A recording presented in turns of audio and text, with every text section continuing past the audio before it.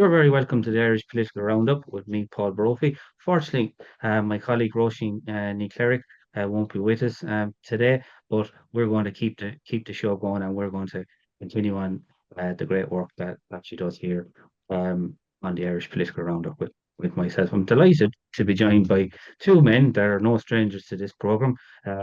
Patrick O'Neill, former Fine Gael councillor here in Kilkenny, and also uh, a part-time beef farmer as well. Patrick, of course, was a Fine Gael councillor for over 10 years, and he was a Fine Gael general election candidate in 2020.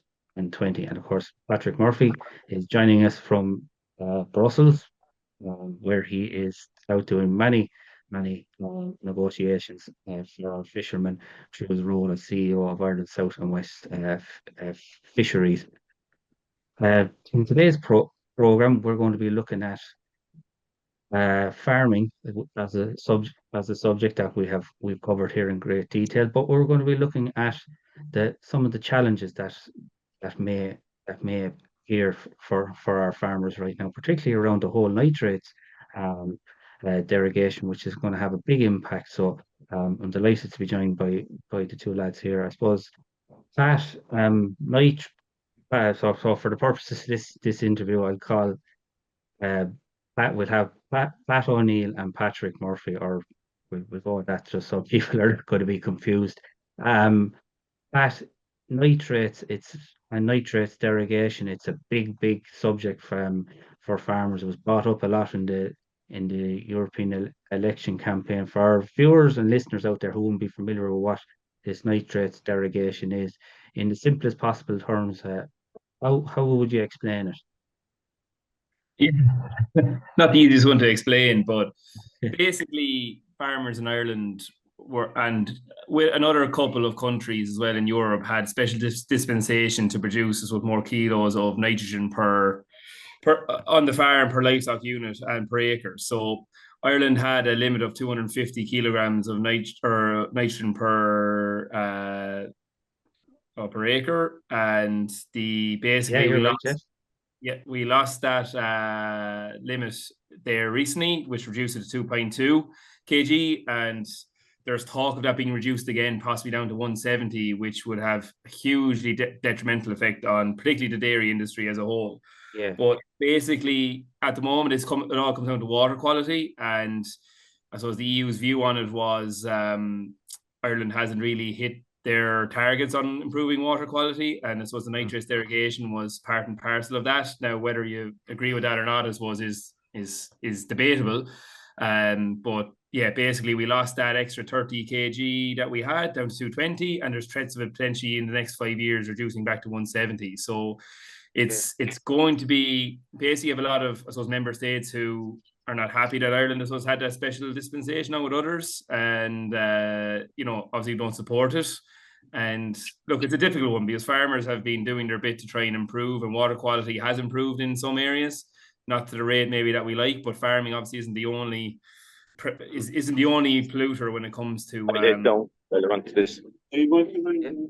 Yeah. so it's been a challenge.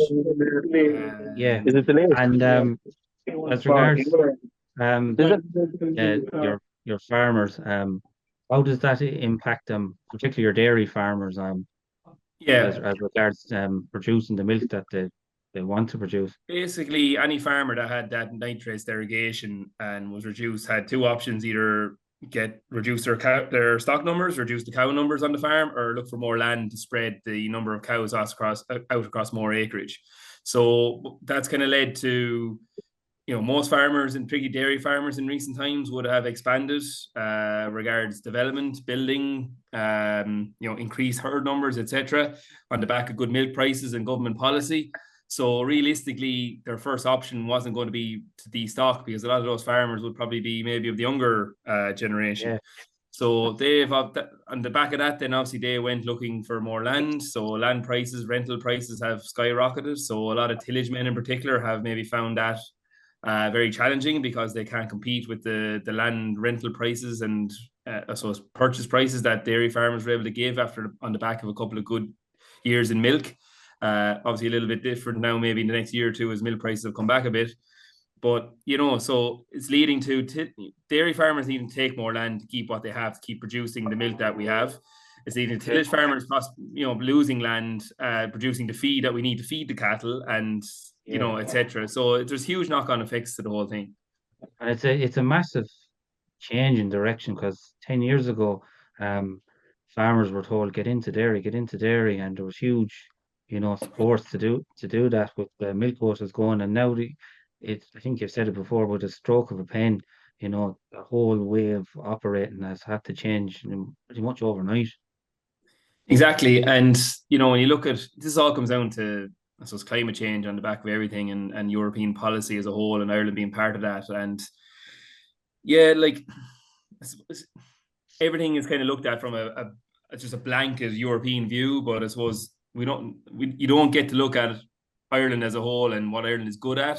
And so agriculture is part and parcel of what Ireland is known for, as one of our indigenous industries. We're extremely good at what we do here. We produce food very sustainably and environmentally friendly way. But we're hitting that sector quite hard at the moment, and it's a harder sector to reach the targets that they require as quick as they do, because you could make improvements now on your farm around water courses, etc., but that might take 5-10 years for those actual improvements to be seen. So it's a very difficult industry to see quick results, is what I would say. And that's going to be a huge challenge again over the next 5 to 10 years, is how farmers can, I suppose, control the narrative and keep, I suppose, everything bring a bit more sense to debate and policy, and everything goes along with it. Because look, the world is going to need Ireland to produce food over the next 15, 20, 50 years.